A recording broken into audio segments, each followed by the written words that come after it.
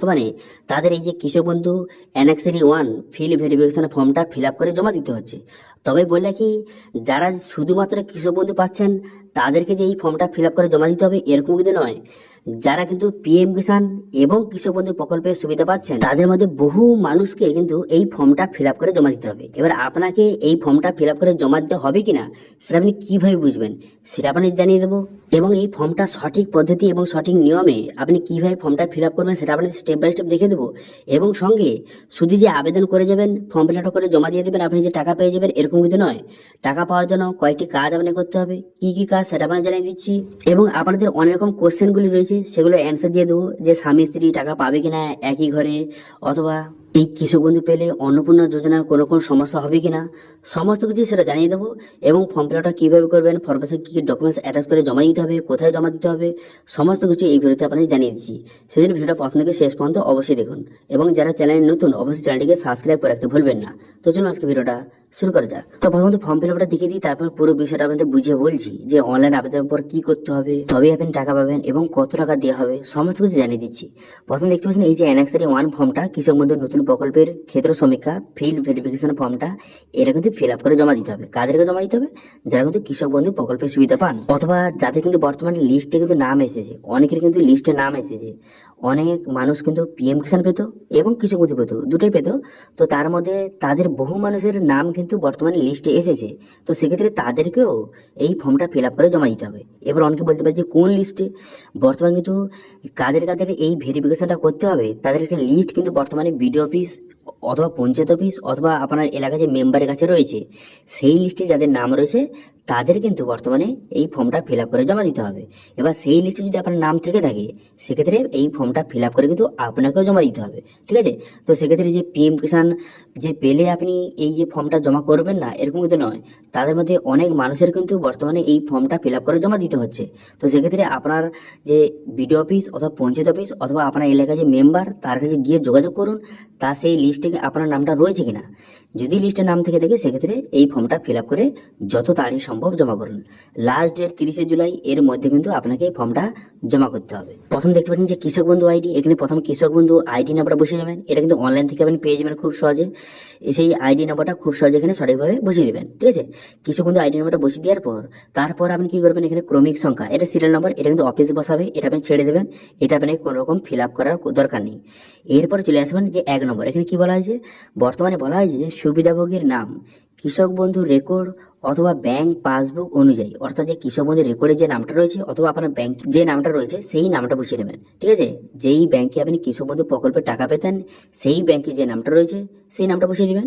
বসিয়ে দেওয়ার পর তারপর আপনি কি করবেন, তারপর এখানে 2 নম্বর কি বলা আছে যে আপনার বাবার নাম, আপনার বাবার নাম অথবা যারা মহিলা আবেদন করছেন তার স্বামীর নামও বসাতে পারেন। এবার যদি আপনি বাবার নাম বসান সেক্ষেত্রে ফাদারের উপর ঠিক চিহ্ন মারবেন। এবার যদি কোনো মহিলা স্বামীর নাম বসান সেক্ষেত্রে হাজব্যান্ডের উপরে কিন্তু ঠিক চিহ্ন মেরে তার নামটা সঠিকভাবে বসিয়ে দেবেন। সবগুলো বড় হাতের অক্ষরে ফিল আপ করবেন এবং ইংলিশে ফিল আপ করবেন, তাহলে কিন্তু কোনো রকমের ভুলভাল হবে না। এই কথাগুলি খেয়াল রাখবেন।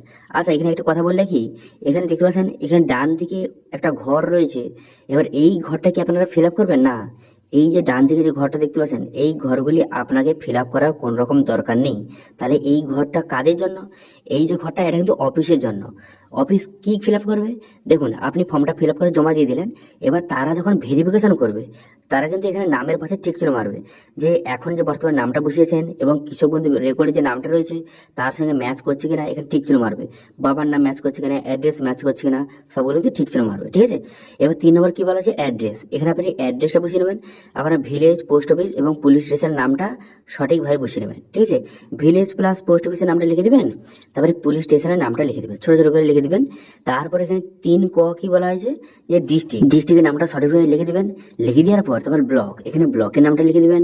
লিখে দেওয়ার পর তারপরে গ্রাম পঞ্চায়েত, এখানে গ্রাম পঞ্চায়েতের নামটা লিখে দেবেন। লিখে দেওয়ার পর মৌজা বা গ্রামের নামটা সঠিকভাবে লিখে দেবেন, ঠিক আছে? লিখে দেওয়ার পর এরপর কিন্তু খুবই গুরুত্বপূর্ণ এখানে বলা হয়েছে যে বেনিফিশিয়ারি ডিটেলস কিন্তু এবার আপনাকে বসাতে হবে। কি কি ডিটেলস বসাতে হবে? আপনার কিন্তু ব্যাংকের বিবরণ কিন্তু বসাতে হবে। এবার অনেকে কিন্তু আগের ভিডিওতে কমেন্ট করেছে কি ব্যাংকের ডিটেলস বসাবো। দেখুন, যেই ব্যাংকে কিন্তু কৃষক বন্ধু প্রকল্পের আপনি টাকা পেতেন সেই ব্যাংকের ডিটেলসটা কিন্তু বসাবেন। এবং একটা কথা খেয়াল রাখবেন, এই ব্যাংকে যেন যে ডিবিডি লিঙ্কটা থাকে, কথাটা খেয়াল রাখবেন, কারণ ডিবিডির মাধ্যমে টাকাটা ঢুকবে, তো সেই জন্য জন্য ব্যাংকের নাম এবং ব্রাঞ্চের নামটা বসিয়ে দেবেন। বসিয়ে নেওয়ার পর তারপর আপনি কী করবেন, তারপরে ব্যাংকের আইএফসি কোডটা সঠিক বসিয়ে দেবেন। বসিয়ে নেওয়ার পর তারপরে ব্যাংকের যে অ্যাকাউন্ট নাম্বারটা সেটা আপনি সঠিক বসিয়ে দেবেন। বসিয়ে নেওয়ার পর এবার আধার সংযুক্ত মোবাইল নাম্বার, অর্থাৎ আধার কার্ডের সঙ্গে যেই মোবাইল নাম্বারটা লিঙ্ক রয়েছে সেই মোবাইল নাম্বারটা বসিয়ে দেবেন। বসিয়ে দেওয়ার পর আধার নাম্বার, এখানে আধার কার্ডের নাম্বারটা বসিয়ে নেবেন। বসিয়ে নেওয়ার পর তারপরে এপিক নাম্বার, অর্থাৎ যে ভোটার কার্ডের নাম্বার, এই ভোটার কার্ডের নাম্বারটা সঠিকভাবে কিন্তু বসিয়ে নেবেন আপনারা। বসিয়ে নেওয়ার পর তারপরে অ্যাসেম্বলি নাম্বার, তারপর পার্ট নম্বর, সিরিয়াল নম্বর, এগুলো কিন্তু একে একে সঠিকভাবে বসিয়ে দেবেন। ঠিক আছে, এগুলো কিন্তু আপনি অনলাইন থেকে খুব সহজে আপনার ভোটার নাম্বার বসিয়ে খুব সহজে পেয়ে যাবেন। সেখান থেকে আপনি খুব সহজে নাম্বারগুলি সঠিকভাবে বসিয়ে দেবেন। ঠিক আছে, তারপর আপনি কী করবেন, এরপর বলা হয়েছে যে এসআইআর 2026 ভোটের জন্য এএসডিডি তালিকায় কি নাম রয়েছে, অর্থাৎ যে এসআইআর অ্যাবসেন্ট লিস্টে যারা যারা অনুপস্থিত ছিলেন, এসআইআর করেনি যারা, তো এমন একটা লিস্ট কিন্তু প্রকাশ হয়েছিল, সেই লিস্টে কি আপনার নাম রয়েছে? যদি থেকে থাকে ইয়েস করবেন, অন্য থেকে এখানে নো লিখে দেবেন। ঠিক আছে, বোঝা গেল। তারপর কি বলা হয়েছে, তারপর বলা হয়েছে যে এসআইআর ট্রাইব্যুনালে কি আপনি আবেদন করেছেন এবং এখনো পর্যন্ত যদি পেন্ডিং থাকে, যদি পেন্ডিং থাকে তবেই ইয়েস করবেন, অন্যথায় কিন্তু এখানে নো লিখে দেবেন।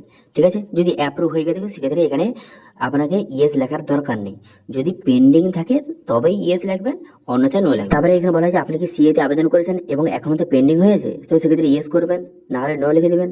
তারপর বলা হয়েছে আপনি কি পিএম কিষাণের সুবিধা পান, যদি পেয়ে থাকেন ইয়েস করবেন, অন্যথায় নো করবেন। দেখুন, যারা কিন্তু পিএম কিষাণের সুবিধা পান তারা ইয়েস করবেন, অন্যথায় কিন্তু নো করবেন। এখানে যে পিএম কিষাণ থাকলে যে আপনাকে এই ফর্মটা ফিল আপ করতে হবে না, এটা কিন্তু সম্পূর্ণ ভুল কথা।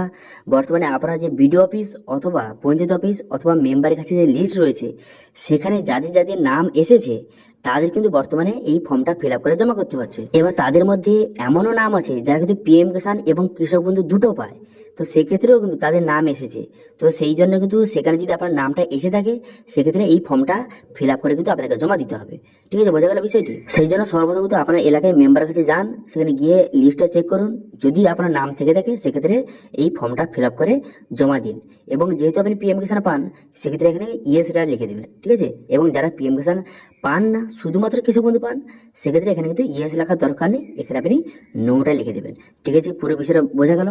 এরপর বলা হয় যে প্রধান পেশা, আপনি কি কাজ করেন কি, যদি আপনি ফার্মার হয়ে থাকে ফার্মার লিখবেন, অথবা অন্য কোনো কাজ করে থাকলে, আপনি ধরুন আরও রাজমিস্ত্রি হয়ে থাকে বা আরও বিভিন্ন রকম কাজ রয়েছে যেটা আপনি কাজ করেন, সেই কাজের নামটাকে লিখে দেবেন। ঠিক আছে, বোঝা গেল। আচ্ছা, এবারে কিন্তু খুবই গুরুত্বপূর্ণ বিষয়, যেখানে জমির জায়গায় আগের ভিডিওতে কিন্তু অনেকেই কমেন্ট করেছে এই যে জমির বিষয়টা বুঝতে পারছে না, কোথায় কি ডিটেল বসাবো অথবা এখানে রেকর্ডের ডেটটা কি লিখবো, এরকম কিন্তু অনেকের কনফিউশন রয়েছে। তো সেক্ষেত্রে পুরো বিষয়টা ক্লিয়ার করে দিচ্ছি। এখানে বলা হয়েছে যে চাষযোগ্য জমির বিবরণ, এখানে কিন্তু কোনো রকম বাস্তুর জায়গায় বসাবেন না, চাষযোগ্য জমির বিবরণ। সেই জন্য আপনার জেল নাম্বারটা বসিয়ে দেবেন, তারপরে আপনার খতিয়ান নাম্বারটা বসিয়ে দেবেন, এবং এখানে দাগ নম্বর, অনেকে বলছে যে অনেকগুলি দাগ নম্বর রয়েছে, সেক্ষেত্রে আপনার যে মেন যে দাগগুলি রয়েছে 4-5টা সেটা বসিয়ে দেবেন। তারপরে এখানে চাষযোগ্য জমির পরিমাণটাকে তো বসাতে হবে, যেগুলো সারি জায়গায় চাষযোগ্য জমি রয়েছে তার এরিয়াটা কত সেটা করে কিন্তু এখানে লিখে দেবেন। ঠিক আছে, এরপর কিন্তু খুবই গুরুত্বপূর্ণ, এখানে কিন্তু বহু মানুষ ভুল করে দিচ্ছে। এখানে বলা হয়েছে যে খতিয়ানের তারিখ কিন্তু বসাতে হবে, যে আর যে খতিয়ানের তারিখ বসাতে হবে।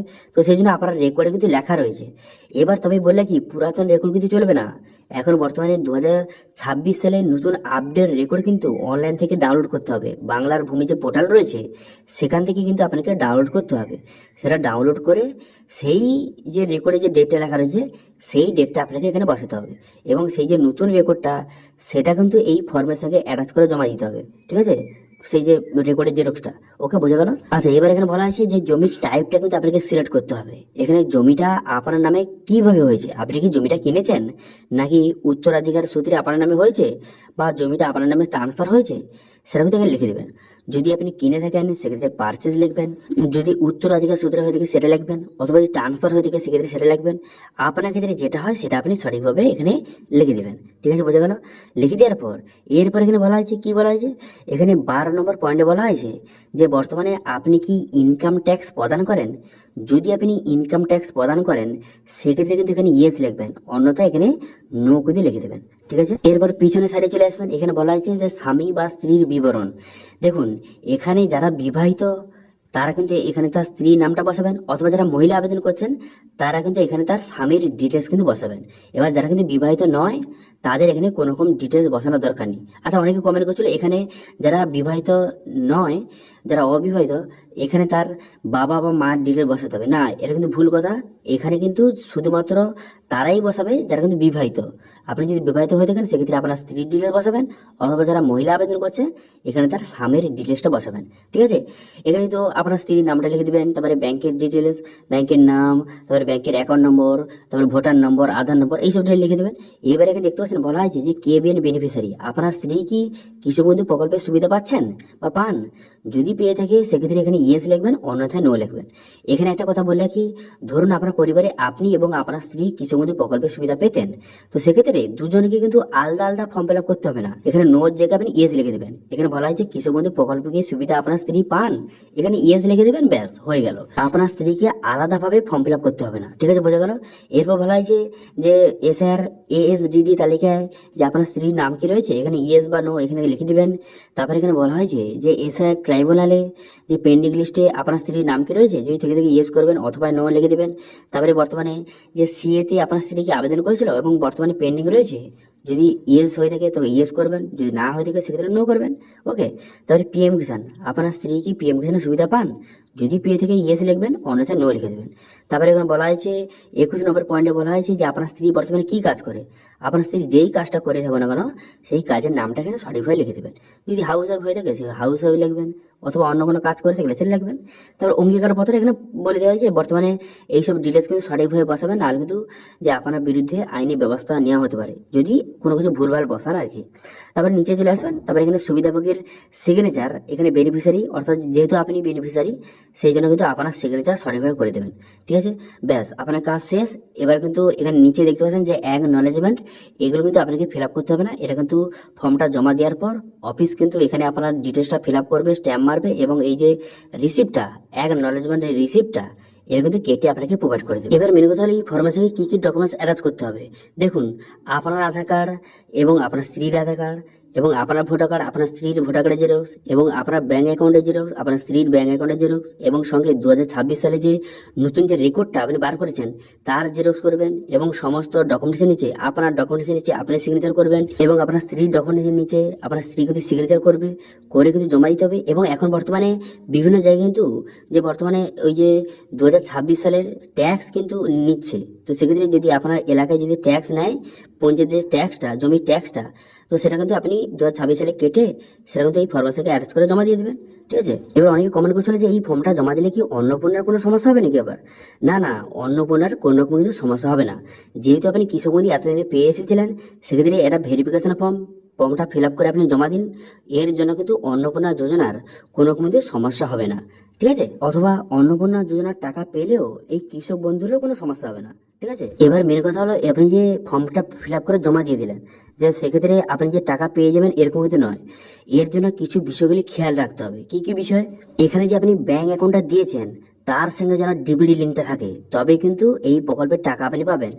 তো এটা কেন বলছি, বর্তমানে কিন্তু কৃষক বন্ধু প্রকল্পের টাকাও এবার কিন্তু ডিবিডির মাধ্যমে প্রোভাইড করা হবে। তো সেই জন্য এখানে যেই ব্যাংকটা দেবেন সেই ব্যাংকের জন্য ডিবিডি লিঙ্কটা থেকে থাকে সেটা তো অবশ্যই অনলাইন থেকে চেক করবেন। যদি লিঙ্ক না থেকে থাকে সেক্ষেত্রে যত শীঘ্রই সম্ভব কিন্তু লিঙ্কটা করে নেবেন। এবার টাকাটা কবে দেওয়া হবে, দেখুন বর্তমানে টাকাটা কবে দেওয়া হবে এবং কত টাকা দেওয়া হবে, এটা তো অনেকে কমেন্ট করছিল। 30 জুলাই পর্যন্ত ফর্মটা জমা নেওয়া হলো, তারপরে ভেরিফিকেশন কমপ্লিট হয়ে গেল। এবার বলে কি কত টাকা পাবেন। দেখুন, এই টাকার বিষয়ে কিছু কনফিউশন রয়েছে। মুখ্যমন্ত্রী বলেছিল কেন্দ্র সরকার থেকে পিএম কিষাণের মাধ্যমে 6,000 টাকা দেওয়া হয়, এবার তার সঙ্গে 3,000 টাকা অ্যাড করে 9,000 টাকা দেওয়া হবে। তো সেক্ষেত্রে এই যে 3,000 টাকা ব্যাপারটা, এটা কৃষক বন্ধুর কথা বলেছিল না যে পিএম কিষাণে 9,000 টাকা দেওয়া হবে, সেটা তো বোঝা যাচ্ছে না। তবে মোটামুটি ধরে রাখতে পারেন যে 3,000 টাকা কিন্তু দেওয়া হতে পারে। ঠিক আছে, কিছু সোর্স অনুযায়ী জানা যাচ্ছে বর্তমানে এই কৃষক বন্ধু প্রকল্পে যারা শুধুমাত্র কৃষক বন্ধু পান তাদের কিন্তু 3,000 টাকা করে দেওয়া হতে পারে। এবার দেখা যাক পরবর্তী সময় যখন টাকা দেওয়া হবে কোনো রকম আপডেট এলে জানাবো। কিন্তু পিএম কিষাণ যারা পান, যারা কৃষক বন্ধু এবং পিএম কিষাণ পান, তো সেক্ষেত্রে তাদের কিন্তু 9,000 টাকা কিন্তু ঢুকতে পারে, এরকম কিন্তু মনে করা হচ্ছে। এবার দেখা যাক পরবর্তী সময় কি হয়। এবার টাকাটা কবে থেকে দেওয়া হবে, দেখুন বর্তমানে কিন্তু এই মাসে আবেদন হয়ে গেল, এর ঠিক পরের মাস থেকে টাকা কিন্তু ঢুকতে পারে। এবার আপনারা কিন্তু ফর্মটা ফিল আপ করে জমা দিন, এগুলো কথা ভাবতে হবে না যে কবে টাকা ঢুকবে, কত টাকা ঢুকবে।